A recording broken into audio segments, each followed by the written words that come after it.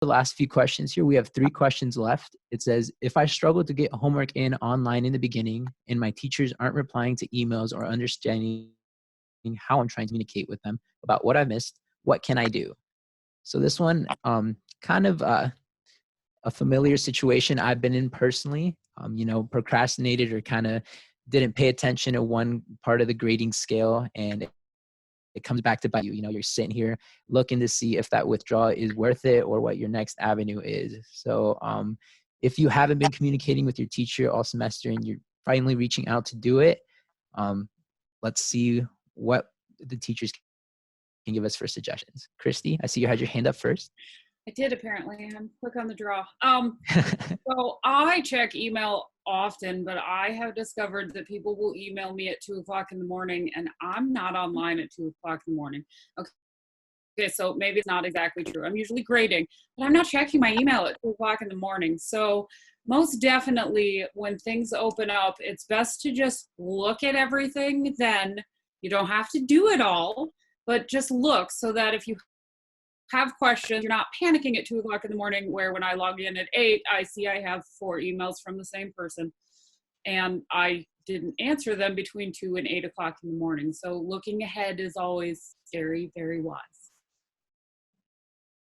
Thank you so much. Kara, I see you had your hand up next. So one thing that I would communicate to a student is to own it. You screwed up. You made the mistake. Own it. Be honest. Just say, I missed this. I made a mistake. Is there any way that I can make this up? What can I do to correct this error? I've had students on both sides of the fence where it was technology's fault. It was your fault. It wasn't my fault. I'm the victim here. And then I've had others that say, I dropped the ball. I totally messed up on this. As a faculty member, think about how we're going to react to the email that you're sending. That's one thing that we talk about in business communications, is thinking about the receiver of your message.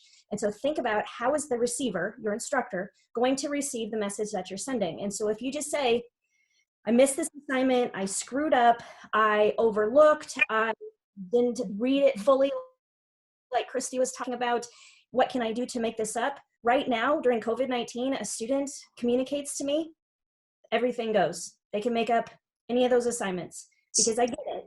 And so, if they're reaching out to me, if they're doing those kind of things, but if not communicating or they're not accepting responsibility, we're going to have a conversation about that, because it's really important for you to be able to be an adult and own those mistakes. It's part of being a professional person, because when you're in a job, your boss is not going to look for, it's technology's fault. Oh, it was your fault, boss. It was you as the employee. It was your fault. So own that and then go forward. Thank you, Kara, for sharing. It's definitely easiest to make an excuse or accept an excuse. It's easy to play the victim, but that is not what you should do. Own it. That is the perfect thing to say. I like how you say that, because it's yours. Exactly. It's the situation that you created. But in some cases, there's still hope. But in other cases, you should talk with your advisor and see if the withdrawal is the best case or what the plan is to move forward. And so I just want to remind everybody of what Gary said earlier, that if you are planning on doing some summer courses, tread carefully if you are planning on doing 2 during the same period. It is very intensive. I've done the work myself, and it was a plan for disaster. So do not take it as lightly. Really plan it out if you do find that you're in that boat. But if you can get it to, one in June and then one in July, it'll help advance your summer if that's a position you're in. So Christy, I see your hand is up. Go ahead. I wanted to continue on Kara's. I like to own it, and I will tell you that most instructors will give you, it's not so much a pass, but they'll give you an extension. But if you do it 3 times, that's not going to work. So if that happens, like life happens. It happens to me all the time. Totally get it. But then you need to make sure that you take steps to not have it happen again and again and again and again. So that was just my comment. Thank you. Thank you very much, Christy. Appreciate it. And so Paul, I see you have your hand raised. Go ahead. Yeah. the personal responsibility part is really important. The part of communicating and thinking about the receiver of your message is really important. In this time of online stuff, getting things done early is important, because maybe your internet does go out, is due at midnight and your internet went out 11:45. If you're doing that a day early, there's not a problem. But I also want to make sure that, because I think I heard in the question that the student was trying to get a hold of their instructors and they weren't hearing back from their instructors. And this is a little heretical for me to say, but it is okay to, if you can't get a hold of your instructor, to get a hold of your advisor, who might be able to get a hold of your instructor, or you can get a hold of the dean of your division. But I want to put a caveat on that, because students quite often will be like, okay, I'm not happy. My instructor didn't get back to me within the 5 hours. I'm not happy with something. I'll go to the dean. Deans are powerful people, and you don't want to go to your dean complaining about something that is frivolous. So it's totally okay to get a hold of, again, advisor, or even just tell the dean, like, hey, I've been emailing me this instructor and I haven't heard back in a few days. Maybe your instructor's sick. I don't know, what it may be. It's totally fine to go that route. But always think of your recipient whenever you're sending an email. And with online submissions, always get them in early, always. All right, Paul, thank you. Vicky, did you have your hand up there? All right, we'll unmute you. Yeah, I did. So I guess I like to work ahead, and can you guys hear me okay? Mm-hmm. Okay, perfect. So I like to work and I communicate with my instructors pretty often. So I would communicate with my professor like a week ahead, and then he won't respond until the assignment is due, and then he'll respond, and then I'll respond back 20 minutes, and then he respond until the assignment is due the day of. So I'm kind of confused on if that can help, kind of. Yeah, so I'm just lost on how to communicate better with professor if I have to go in at least, I know semester's almost over, but like 2 weeks ahead, and then if I have questions, or yeah. No, I definitely get what you're saying. Yeah, definitely with work kicking up, I can see how you're getting that constraint of talking with your teacher. The easy route is to say, go to their office hours, but with work, I mean, obviously your office hours might conflict with your working hours. So does anybody else have a suggestion on how Vicky might be able to handle this dilemma? Gary, I see you had your hand up. Does this kind of... Yeah, I'm...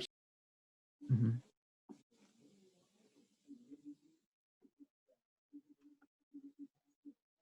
Oh, I think you're muted there. Okay, yep. I'm sorry. The thing is, clarity is important. Going back to a couple of the questions about emails, I'll get emails, they'll say, hey, it's not working. And I'll say, hey, what does that mean? I need some clarity. And in terms of Vicky, all my students have my phone number, my cell number. And, I always tell them, if I'm not getting a hold of you in an email, give me a call. But I check my email 3 times a day. But I get it, because I've tried to respond to, I'll give you a true story, respond to a student who did not turn in a completed project. It doesn't work. I've emailed him 3 days in a row, this student 3 days from now, hey, if you want me to grade this, you got to tell me what's going on. You got to get it fixed. No response. No response. Now I'm getting up against the grade time here. It's a two-way street. I get it, where we need to respond, but also kind of like that. Someone called me. We'll get back to it's a thing. It's a thing. Call me if you got a question. Email me if you got a question, and call me maybe. Okay, that's the whole thing. So I just want to say too that I don't know if this helps with anything like emailing your professor, but I always try to make sure that I put something in the subject bar too, so they know that's not just it could be just a random assignment or a PDF, just so they know. I'll even put question about lecture 8.4 or something like that, just so they know that it is like somewhat important, and I do want to know like as soon as possible. So like I also do that sometimes too, if that helps. That's a great idea because I'm, a very visual person, and when I get a notification, I see the biggest thing on the screen, bold, or the subject line. So that's a great idea, Angelina. Yeah, and I'm sure our professors get like a ton of emails a day, so that is like a big thing. Yeah. Oh, I'm sure too. Yeah, it's definitely. So, Christy, can you go ahead and chime in on that? So I was going to say, I'll answer an email, and then I don't have my email synced to my phone anymore because it got a little overwhelming for me because my phone would just light up all the time. So I disconnected that. So when I check my email, I'll answer an email, and then I go work on other things, grading essays and doing whatever. And then when I come back 4 hours later, I'll see, I think it froze. We can hear you. We just, I think your screen did freeze. Yeah, I froze. I don't know where I lost you, but I was talking about how I disconnected my email from my phone. And so I'll answer an email, and then I'll go grade papers, and someone may immediately respond to me, but I didn't see it. So, and the other quirky thing about Canvas is that if you send me multiple emails with the same subject line, they all get buried, and I miss some and I don't realize it. I've actually gone back the next day and said, oh my gosh, I missed one in the middle. So changing the subject line with like follow-up so that it becomes it's not in the same thread, that also helps sometimes, because I don't mean to miss emails. They just get buried in a really long string of things. That's a great idea too. Kind of like putting like a date timestamp, or if you're sending it in the same day, maybe just changing up the subject line just a little bit in the format so it doesn't get buried. Kara, I see you have your hand up. Go ahead. There we go. Had to find my mouse.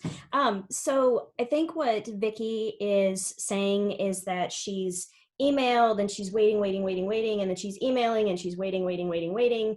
And I'm going to step out on a limb and say that the instructors that are on this call are not allowing this to happen. And so we're trying to stay under that 24-hour mark.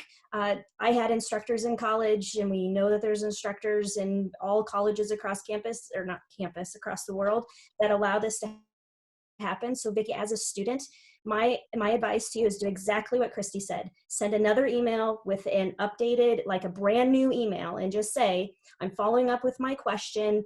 Here's what it is, because that email could have been lost. The other thing that can happen is that if that instructor replies from Outlook, some of those aren't going through. I know that there was a faculty member that was using Outlook, and some of those items that are getting replied to are lost. So there can be things, technical things that are happening, but if I was you, I would be, dare I say, making kind of a document of, this is what I'm communicating, this is what I'm trying to do, I'm trying to get this accomplished. So if you have to, like Paul said, go to the dean, you have this list of, I've tried, can you give me advice? And not even to go to the dean, to not even say something like, I'm tattling on this instructor.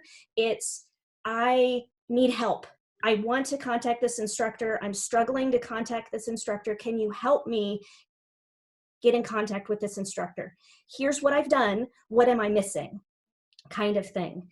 And so when we approach situations in a professional manner, things are going to happen a lot better and a lot faster than if we say, well, this instructor, they didn't do this and they didn't do that and all of these bad things. But if we say, this is what I've done, help me out, we're going to get through. Okay. And so that's my advice on your specific situation question.